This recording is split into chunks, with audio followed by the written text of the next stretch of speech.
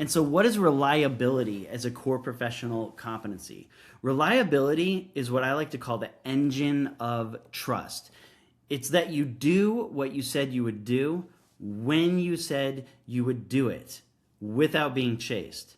This involves time management, being there on time, follow through when you have a deadline or an expectation, you follow through on what you committed to do. Prioritization, when you know some things are more important for your reliability, you bump them up the list. Discipline, you're in an endless pursuit of self-discipline because you want to be more reliable for the people around you. And professional consistency. All of these things are lumped under this core idea or like file folder in your head of reliability. And so don't talk about your philosophy, embody it. If you can become fundamentally reliable, well, then you don't need 5 systems. You just do what you said you would do on time, and your actions align. And the people around you at work will start to feel respected by you, and they will start to respect you as a trustworthy team member. Integrity, it's like the source of internal authority inside of you. Integrity is the alignment between your inner world, that is who you are inside, in your soul, in your heart, and your outer life, what you like say and do. And to be honest, there are no shortcuts to this. And it is not possible to lead a double life. That is, you cannot go to work and say that you have this type of character and then go home and not live it out. And there are no hidden compromises. Inside of integrity, though, all these other things are subsumed. If you have this integrity inside of you, the result is ethical decision making. You don't cut corners. Emotional regulation. You have like the internal fortitude to be stable for everyone around you and for yourself. Personal responsibility. It matters to you that your claims and your commitments match what you actually do because it's about who you are inside. And maturity. Okay, so look at this big idea though. There may be a bunch of rules in the handbook or a bunch of advice passed down from your mentors about how you're supposed to conduct yourself ethically. But if you have integrity, you're already going to conduct yourself ethically.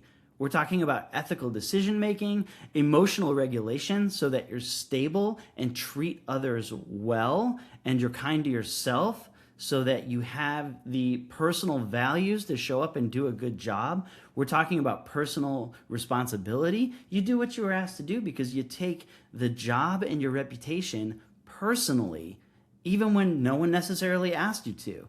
It's about your integrity. It's no one else's commitment. It's your commitment to who you're becoming and the philosophy you're embodying. And over time, it leads to maturity. All these things that like a boss or a higher up would want you to do just start to happen when you develop integrity because it's where internal authority is forged. When your life is aligned inside and outside, well, then your presence becomes powerful and you don't have to demand respect. You just carry it and people will start to treat you and rely on you very differently.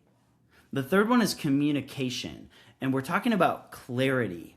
Communication is not lots of words to bumble through an idea. It's clearly and concisely stating expectations, giving updates, answering questions, and taking ownership over both success and mistakes.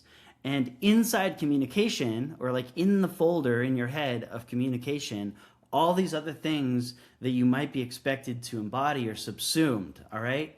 It carries your influence, your alignment, your ability to resolve conflicts, your ability to become a leader over time and to have a presence, and it carries, honestly, the greatest piece of your authority over time when you can learn to communicate clearly, concisely, get in and out, and say the truth every time.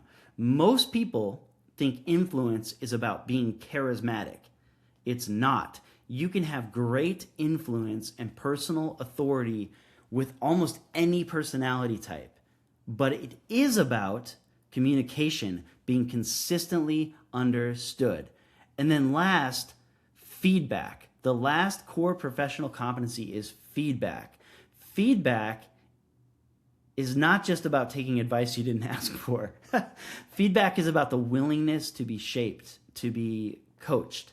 It's about hearing the feedback or advice given to you by a lot of times older coworkers, and instead of resenting that you were corrected, asking, well, where am I off? Where's the truth in that statement that could make me better? And then to go back and apply it so that you're constantly in this cycle of getting better. You want to know a secret? You want to know a hack? I've been in lots of positions of leadership in my life. And if you want to know the coworkers that impress me the most, invite feedback. They will sit down periodically and say, hey, I just wanted to debrief the event we just pulled off. I thought some things went pretty well, but some things could have been a little better. What did you think? Or even as bold as to say, hey, what's it like working with me? Like, what vibe do I give off? And if I was to maybe fix one thing about myself and the way you feel I interact with people, what would it be? These are scary, big questions, but man, are they impressive to people that already think you're overconfident, right? So inside feedback lives coachability, adaptability, self-awareness, growth. It's really the multiplier for everything else you're trying to build. And while everyone else protects their fragile ego, you will constantly upgrade your performance.